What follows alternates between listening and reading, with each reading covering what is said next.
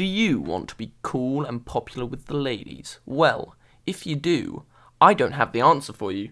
Instead, I have the answer for how to make an anime popular with the weebs! Yeah! No one fucking cares, you degenerate. At the moment, I feel one of the ways to get your anime noticed is to follow trends. That trend being the isekai genre. This genre has probably been the most mainstream genre since the summer of 2012 when Sword Art Online Season 1 came out. We've had so many hit titles such as KonoSuba, Sword Art Online, That Time I Got Reincarnated as Slime, No Game No Life.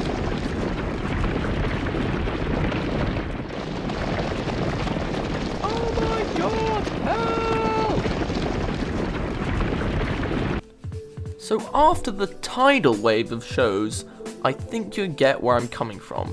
Isekai has taken the anime world by storm, and it doesn't look like it's going down one bit.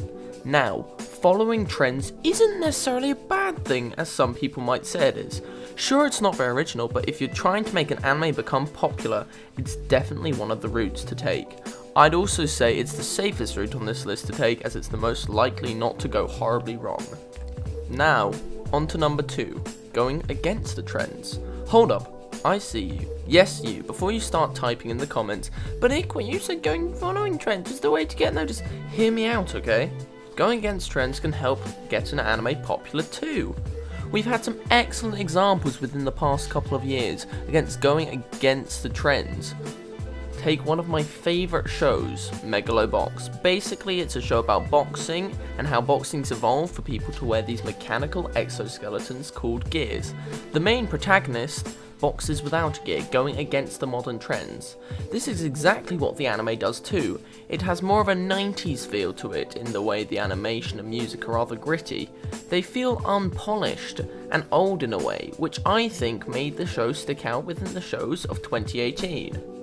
Now, going down this route may completely backfire, as seen in the case of High Garden Spice.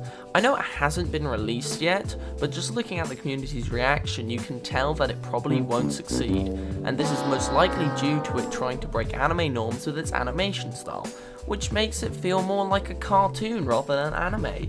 And who wants that? Other honourable mentions of shows that break anime norms are Mob Psycho 100 and Ping Pong. But overall, this is probably the most difficult way to make an anime popular, yet the payoff may be the greatest. Now on to number 3. Be a stereotypical shonen! Yep, we all knew this one was coming. Shonen anime is one of, if not the most popular type of anime of all time. Now, you may be wondering, what makes a successful shonen? Well, let me explain. Here's Ikwa's 5 steps to be a successful shonen. Step 1. Have a main protagonist who's a lonely societal reject and already at a disadvantage. Step 2. Have your main protagonist have some secret power or ability within them, maybe a fox demon or maybe the fact that they can turn into a giant ape.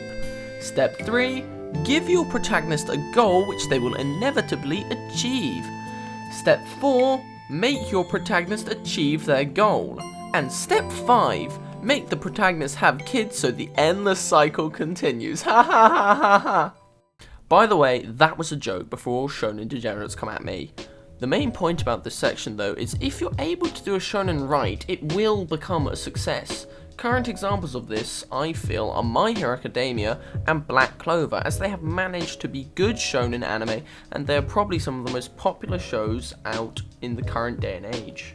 The 4th way of making a popular anime is make the show a relatable slice of life.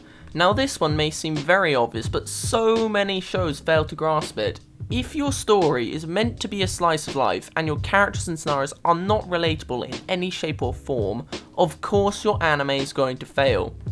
Before people misunderstand what I mean by relatable scenarios, as there are so many shows with unrelatable scenarios that succeed, I mean scenarios which could be put into a slightly different context yet still work.